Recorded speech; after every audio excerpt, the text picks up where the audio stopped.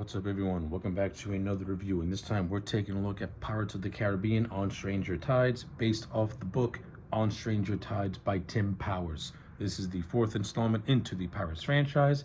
The overall plot of this movie is as follows.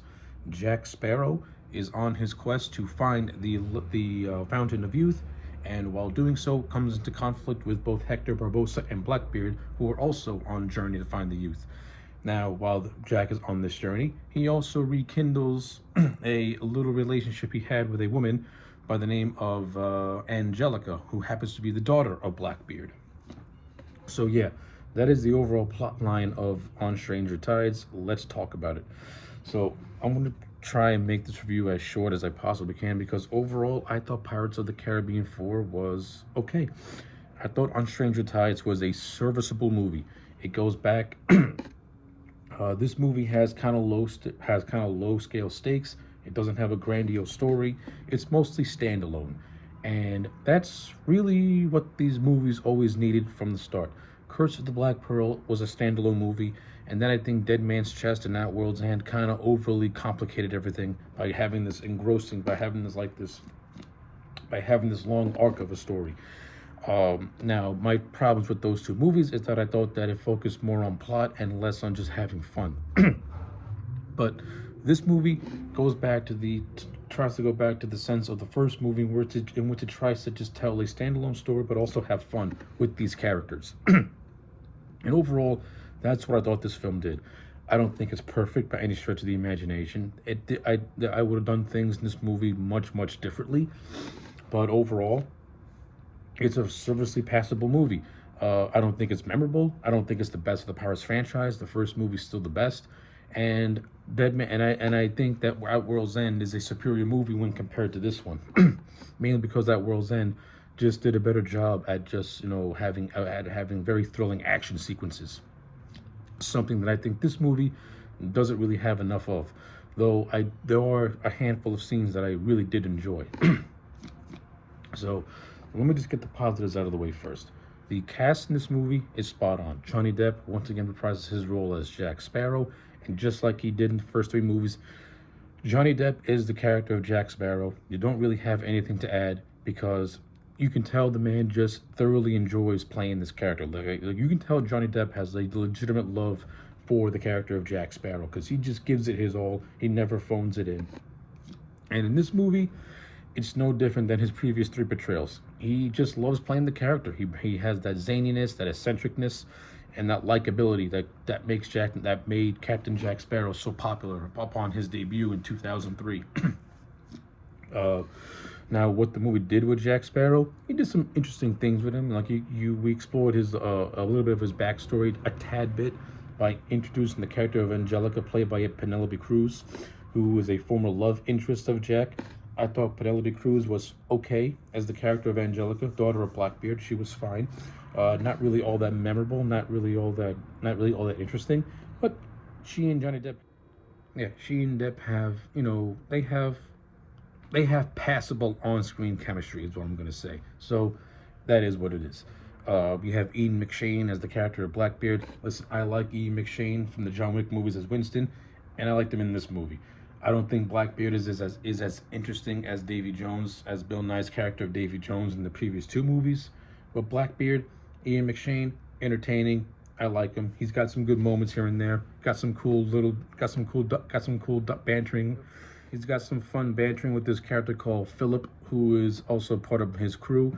And the character of Philip is just a waste. I mean, he has some decent moments here and there. They tried to give him a subplot where he falls in love with a mermaid, and it doesn't really go anywhere, to be honest with you. It's really weak. Like, he just falls in love with her. It didn't really add anything to the story. You can cut it out, and the movie would have just ran the way it was, to be honest with you.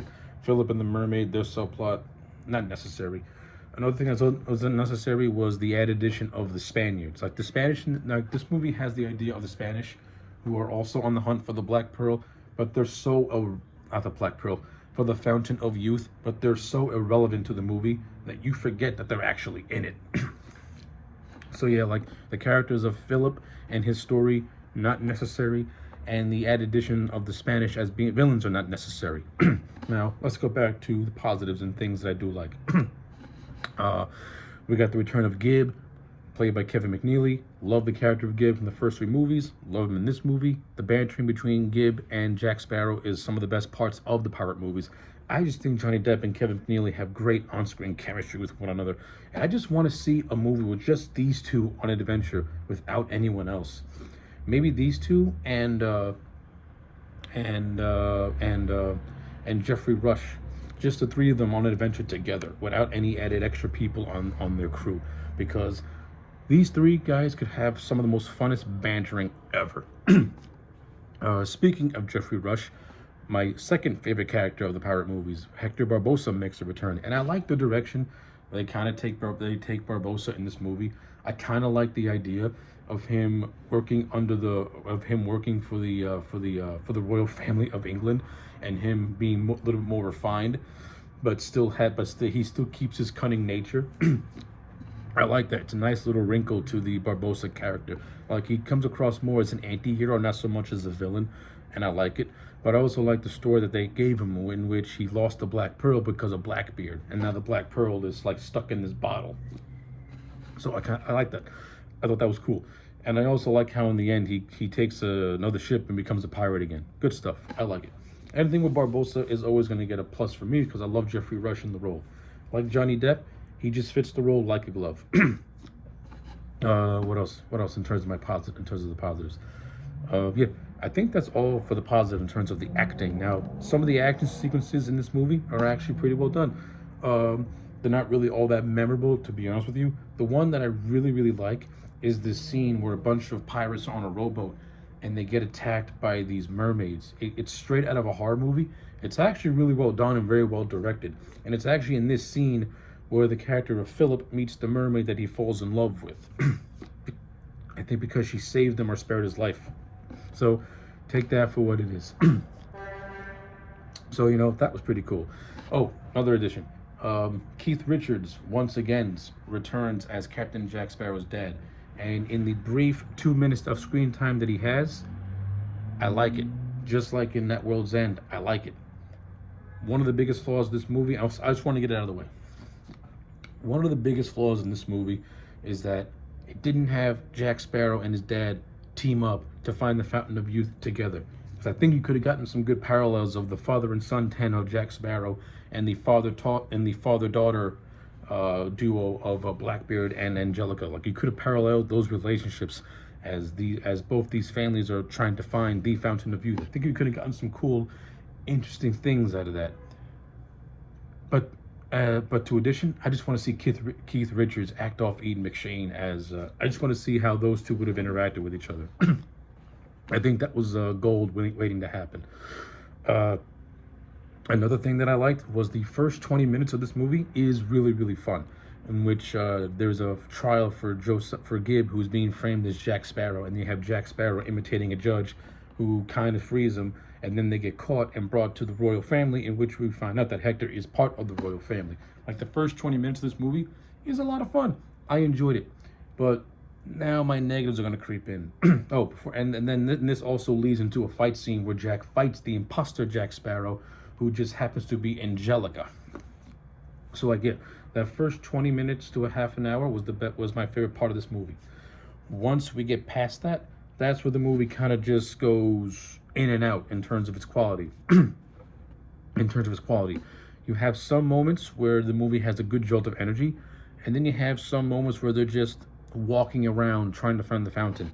And if it isn't for the characters and their bantering, this would have been another just boring adventure. Because I don't really see the need. This movie need to I don't really see the need for this movie to have a 2-hour runtime. It should have had more of like an hour and a half to an hour and 45-minute runtime, because the story of trying to find the Fountain of Youth was very, very stretched out. And you can tell that if you shaved off maybe 10 to 15 minutes, you would have had the same movie, but you would have had a more leaner movie that moved at a more brisker, quicker pace. This movie, I don't know what it is about the pirate movies, but they always have pacing issues. They run longer than they should, and it really affects the overall quality of the movies, because you can tell that they're just doing stuff to fill time, and you can see that a lot of the stuff is time filler. Because I've noticed that the best parts of a pirate movie are the opening and the ending, with the middle having some hit and miss stuff. And it's not, if it isn't for the bantering, nothing in these movies would be remotely just interesting to watch. But I don't really think the climax of this movie is all that great, because they eventually find the Fountain of Youth, and Blackbeard and Blackbeard is killed by Barbossa, and that's basically the end. Barbossa gets a ship. Jack and Gib are on a beach, and they find the pearl that are in the bottle. Then you have a post-credit scene of Angelica being stranded on an island, where she finds a voodoo doll of Jack Sparrow. So that's basically it. So yeah, with all that being said, I'm gonna give On Stranger Tide a solid 5 out of 10. It's a serviceable movie. I liked it. I liked it better than Dead Man's Chest, but I think At World's End just edges it up by a little bit. So yeah, those are my thoughts. Let me know yours in the comment sections down below. Like the video and subscribe, and I'll check you back next time for more.